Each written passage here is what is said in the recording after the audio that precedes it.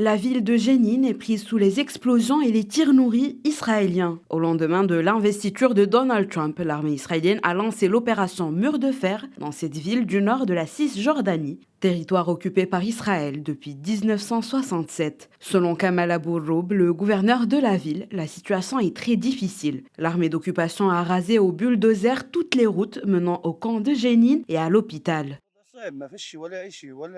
La situation est difficile. Il n'y a rien, pas de médicaments, pas de nourriture. Les gens de l'hôpital n'ont rien. Ils veulent rentrer chez eux, mais risquent leur vie.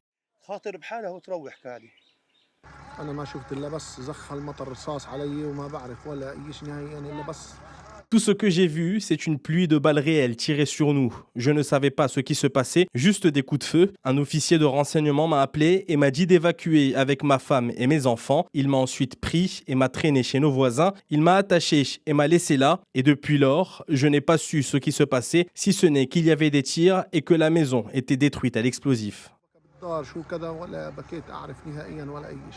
Ces derniers mois, les opérations se sont succédées en Cisjordanie, laissant des quartiers coupés les uns des autres. L'armée dit avoir recours à ces engins pour se prémunir de dispositifs explosifs. Le ministre de la Défense, Israël Katz, a justifié l'opération dans le camp de réfugiés de Jénine par un changement dans l'approche de sécurité de l'armée en Cisjordanie. Le secrétaire général de l'ONU, Antonio Guterres, a quant à lui appelé Israël à faire preuve d'une retenue maximale et à utiliser la force mortelle uniquement quand elle est absolument inévitable pour protéger des vies. Il a également affirmé ce lundi devant le Conseil de sécurité que de hauts responsables israéliens parlaient ouvertement d'une annexation formelle de la totalité ou de parties de la Cisjordanie dans les mois qui viennent.